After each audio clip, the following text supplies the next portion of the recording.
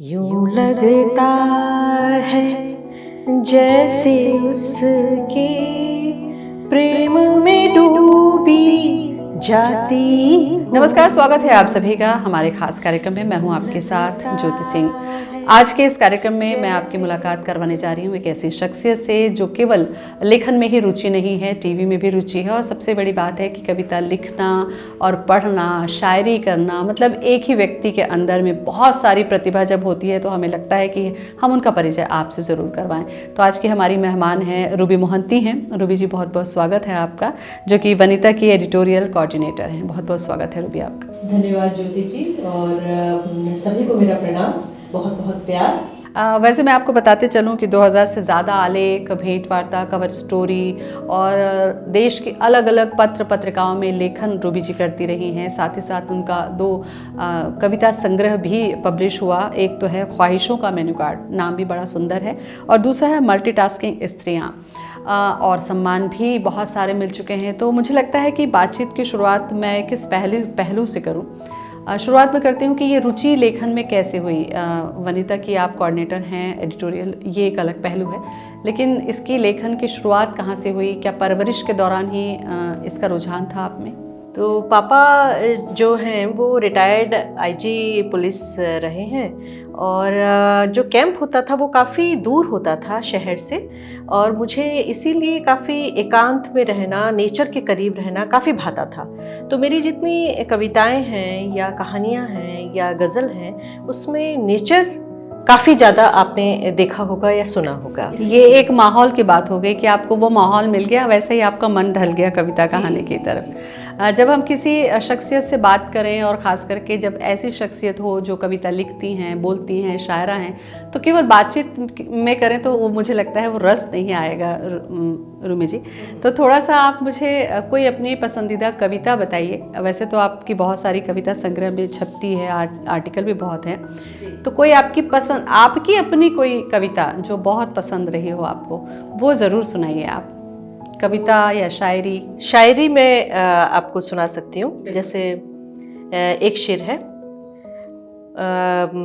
गज़ल में, हाँ, तरन्नुम बिल्कुल में गा के गाऊंगी। उतर के चांद कभी बाम पर नहीं आया, उतर के चांद कभी बाम पर नहीं आया, सुहानी रात का फिर वो पहर नहीं आया। बहुत खूब। मल्टीटास्किंग स्त्रियां जो कविता संग्रह है, ये मतलब मल्टीटास्किंग स्त्रियां आप समझ रही हैं किसी औरत को, या आज के समय में जो करियर ओरिएंटेड है, ये लिखने के पीछे मकसद क्या था? और इसमें जो कविताएं आपने लिखी हैं वो किस किस तरीके की हैं? मतलब कैसे उसको सब्जेक्ट के अनुरूप कैसे जमा है वो? हाँ, ये एक्चुअली जो मल्टीटास्किंग स्त्रियां हैं, ये क्योंकि मैं 2000 से अब तक 2025 तक मैं दिल्ली में हूँ, और दिल्ली में नौकरी करना अपने आप में एक संघर्ष करना है। डेली रूटीन में हमें जाना है और आना है घर, जो बहुत ही दूर होता है शहर से। तो मैं ही नहीं, बाकी औरतें भी वहाँ पे बहुत ज़्यादा संघर्ष करती है रोजी रोटी के लिए, अपने कैरियर के लिए, अपने वजूद के लिए। तो मुझे उन्हीं से प्रेरणा मिली, मेट्रो से प्रेरणा मिली, वहाँ के सड़कों से प्रेरणा मिली, वहाँ के रिक्शे वालों से प्रेरणा मिली, और अपने जो संगी साथी जो मेरे साथ काम करते हैं उनसे प्रेरणा मिली। तो मेरी जो बहुत ही छोटी छोटी रचनाएं हैं, जैसे स्त्री विमर्श जैसी रचनाएं हैं, जैसे 2 लाइन की कविता है, मैं आपको पेश कर रही हूँ। कविता का शीर्षक है उस दिन। जिस दिन खींच ली थी तुमने, जिस दिन खींच ली थी तुमने मेरे पाँव के नीचे से जमीन, उस दिन पहली बार मैंने सीखा था हवा में उड़ना। तो स्त्री विमर्श से जुड़ी हुई स्त्री जीवन के तमाम पहलुओं को आपने मल्टीटास्किंग जो स्त्रियां हैं उसमें आपने रखा है। हाँ, ये एक्चुअली इसका विमोचन अभी हुआ नहीं है, होने को है। अगले साल मेरा टारगेट है कि मैं इसका विमोचन करूं। और जैसे अभी हेमंत पुरस्कार सम्मान मिलने जा रहा है 25 जनवरी में, 30 जनवरी में। बधाई उसके लिए अग्रिम जी आपको। जी जी, तो उसी के आसपास रखेंगे विमोचन का। जी। दूसरा, ख्वाहिशों का मेन्यू कार्ड। देखिए, ख्वाहिश जो शब्द है वो बड़ा खूबसूरत आपने लिया है, और मेन्यू कार्ड जो है वो अलग अलग। तो इसके अंदर क्या खास बातें हैं संग्रह में? किसी भी स्त्री के मन में ढेर सारी ख्वाहिशें होती है, कभी कुछ सजने की, कुछ पकाने की, और कुछ खाने की, कुछ खिलाने की, कुछ सजने की, तो कुछ श्रृंगार की, और प्रेम की, मातृत्व की, करियर की, वजूद की। तो बहुत सारी जो इच्छाएं हैं वो कितना कर पाती है और कितना नहीं कर पाती, ये उसके ऊपर ही डिपेंड करता है। तो मेरी ऐसी बहुत सारी ख्वाहिशें हैं, और वो सिर्फ मेरी ख्वाहिशें नहीं, आपकी है, उनकी है, उसकी है, हम सबकी ख्वाहिशें हैं जो इस किताब में मैंने पिरोया है। बिल्कुल। कवित्रियों के मन में जो पीड़ा होती है या जो इच्छाएं होती हैं, जो सपने होते हैं रूबी जी, वो ये होते हैं कि आपने एक बड़े वर्ग को प्रतिनिधित्व करती हैं। जब आप संघर्ष की बात करती हैं तो आपका अकेले का नहीं है, पूरी स्त्री जाति का है। शायद इसीलिए वो बहुत दिल के करीब होती हैं। क्या लगता है आपको कि आज के समय में लेखन, खास करके कविता है, कहानियाँ हैं, शायरी है, आपकी अपने करियर के साथ, अपने परिवार के साथ, बच्चों के साथ कितना संभव हो पाता है महिलाओं को? वैसे आपने मल्टीटास्किंग तो दे रखा है नाम, लेकिन कितनी मुश्किल, कितनी चुनौतियाँ आती हैं खास करके ऐसे किसी खास सफ़र में चलने के लिए किसी महिला को? आपने कहा, अभी बात कही, एक खास सफ़र में चलने को हमारे पास समय नहीं होता। जो सफ़र है रोज़मर्रा का, जो 9 से 5 की ड्यूटी हम लोग करते हैं, तो उसमें जो ट्रैवलिंग टाइम है वही आप सोच सकते हैं कविता की, शायरी की, कहानी की। इसी के लिए हम लोग वक्त उसी समय हम लोग निकाल पाते हैं। तो मेट्रो में लटकते हुए, सीट मिले ना मिले, लेकिन कविताएं दिमाग में चल रही होती हैं, आंखों में सपने पल रहे होते हैं, और ख्वाहिशें पनप रही होती हैं। उसको हम शाम को आते, रात को सोने से पहले हम लोग जरा सा उसको लिपिबद्ध कर लेते हैं। बिल्कुल, बहुत सुंदर बातें कही कि देखने का नज़रिया भी मुझे लगता है कि जब आप लेखनी से जुड़ते हैं तो आपका बदल जाता है। किसी भी चीज़ को विस्तार में देखने की एक आदत होती है। जैसा आपने कहा कि मेट्रो में जब सफ़र करते हैं, बहुत लोग, सैकड़ों, हज़ारों, लाखों लोग दिल्ली जैसे शहर में मेट्रो में सफ़र करते हैं। कितने लोग हैं वो देख पाते हैं कि हाथ झूलते हुए कितनी तकलीफ़ें होती है, कितने लोग ये देख पाते हैं कि उस भीड़ में निकलने की जद्दोजहद। तो ये नज़रिया किसी को कितना विस्तृत सोच प्रदान करता है रूबी जी?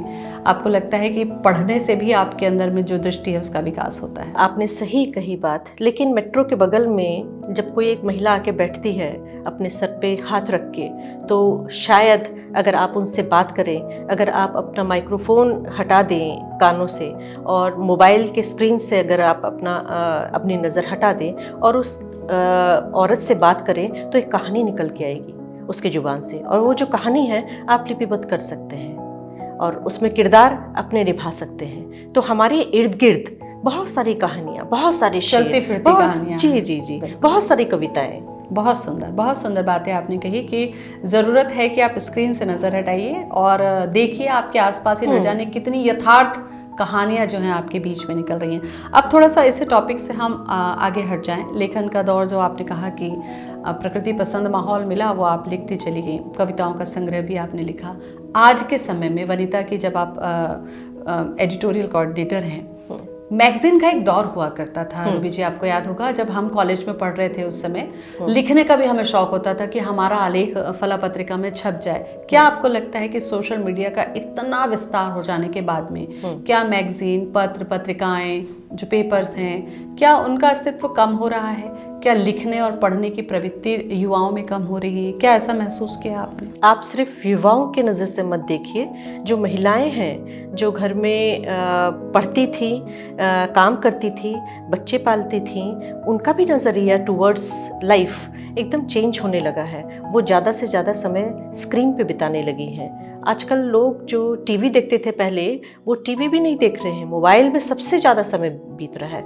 उसकी वजह से आँखों में, दिमाग में, दिल में बहुत ज़्यादा प्रेशर, इनफैक्ट उंगलियों में बहुत प्रेशर पड़ रहा है। हम लोग की बहुत ज़्यादा कोशिश है, हम महिलाओं की भी बहुत ज़्यादा कोशिश है कि हमारा जो एडिटोरियल डिपार्टमेंट है उसकी बहुत ज़्यादा कोशिश है कि हम लोग ऐसे ज़्यादा से ज़्यादा लेख लिखें या लोगों को शामिल करें जो मोबाइल से उन्हें हटा सके और पढ़ने को मजबूर कर सके। तो हमने अपने कॉलम्स बहुत चेंज किए हैं, जिसमें ज़्यादा से ज़्यादा रीडर्स इंट्रैक्शन है, लोगों को शामिल करने की कोशिश कर रहे हैं कि किसी तरह प्रिंट बचे रहे। और सोशल मीडिया से तो आप इस दौर में किसी को हटने के लिए बोल नहीं सकते, मूर्खामी होगा। कितनी चुनौती होगी कि हम स्क्रीन से हट नहीं रहे हैं और स्क्रीन में जो चीज़ मिल रही है वो ऑथेंटिक नहीं है, वो दिग्भ्रमित कर रही है। दूसरी तरफ हमारे पास में मैगजीन है, हमारे पास में नॉलेज है, हमारे पास में कला है, विधा है, हम उधर नहीं जा रहे हैं। आपको लगता है कि आने वाले समय में जो पीढ़ियाँ, नई पीढ़ियाँ आ रही हैं, उनको नुकसान होगा कहीं ना कहीं? क्या ये फील होता है आपको? हाँ, हम लोग एक्सपर्ट पैनल से बात करते हैं, उनका भी कहना है, माताओं को, बहनों को और महिलाओं को, कि अपने बच्चों को ज़्यादा से ज़्यादा कोशिश करें इंटरेक्ट करने की, क्योंकि आप इंटरेक्ट नहीं करेंगे तो बच्चे किसके साथ इंटरेक्ट करेंगे। अगर आप मोबाइल से अपनी नज़र नहीं हटाएंगे तो बच्चे कहाँ जाएंगे। इसलिए पेरेंट्स को सबसे ज़्यादा ज़रूरत है अपने बच्चों के साथ इंटरेक्शन करने के लिए। लोग बोलते हैं कि हमारा बच्चा बहुत देरी से बोल रहा है। भाई देरी से क्यों बोल रहा है? क्योंकि आपने बात ही करना बंद कर दिया बच्चों के साथ। आप बात कीजिए ना। पति पत्नी के संबंधों में दूरी हो रही है, क्यों हो रही है? क्योंकि आपने बात करना बंद कर दिया। आप बात कीजिए, संबंध बोल उठेंगे। अच्छा, शायरी भी लिखती हैं, बहुत सुंदर आवाज़ है, आपने तरन्नुम में गाया भी। मेरी थोड़ी सी लालच है कि वो 2-4 शायरी मैं आपसे और सुनूं। एक समय था जब शायरी के लिए आप देखिए एक माहौल बनता था, पूरा मंच सजता था। और आप यकीन करिए, छत्तीसगढ़ में ही हमारे मोतीबाग के पास में जब शायरी की महफिल जमती थी, आप यकीन करेंगे पूरी रात लोग वहाँ पर सड़क में बैठकर सुना करते थे। तो वो दौर जब लिखने वालों को भी मंच मिल रहा था और सुनने वालों को भी बहुत अच्छी शायरी और शायर मिल रहे थे। ये चैलेंज कितना है कि लेखन तो आप लोगों के माध्यम से अच्छा हो ही रहा है, वो माहौल की कमी लगती है क्या कि उसके लिए भी हमको सोशल मीडिया प्लेटफॉर्म पे जाना पड़ेगा? मतलब शायरी जो है ना, वो बोल के सुनाने की है और बैठ के सुनने की है, तो उसमें कैसा चैलेंज देखती हैं आप? दौर बदल रहा है, आप देखें परिवारों में भी बहुत सारे चेंजेस आ गए, संबंधों में चेंजेस आ गए हैं, सामाजिक में भी, सामाजिकता में भी चेंज आ गया है। लोग एक दूसरे को सुनना बंद कर रहे हैं। लेकिन जो हमारे सामने चैलेंज है, वो सोशल मीडिया ने भी एक तरह से फ्रेंडली बिहेव किया है। ऐसा नहीं है, गोष्ठियाँ होती हैं आज भी, शाम की महफिल जमती है, लेकिन वो वाया मीडिया जमती है, सोशल मीडिया जमती है। बिल्कुल यही मैं जूम के माध्यम से जमती है, और सिलेक्टेड लोग हैं या जूम में जितने लोग जुड़ते हैं उतने लोग ही। लेकिन फिर भी आप महीने में आप बोल सकते हैं 3 या 4 बार हमारी महफिल जमती है, सस्ती है। बिल्कुल। तो हमारी इस महफिल में भी मैं 2-4 शायरी से सजाना ज़रूर चाहूँगी, क्योंकि अगर आपकी इस प्रतिभा को मैं सामने ना लाऊं तो मेरा इंटरव्यू थोड़ा अधूरा सा लगेगा। रूबी जी, यूं लगता है जैसे उसके प्रेम में डूबी जाती हूँ, यूं लगता है जैसे उसके प्रेम में डूबी जाती हूँ। लेकिन फिर हर बार किनारे खुद को बैठा पाती हूँ, यूं लगता है। देख खिलौने बाजारों में अक्सर मैं खो जाती हूँ, देख खिलौने बाजारों में अक्सर मैं खो जाती हूँ। लेकिन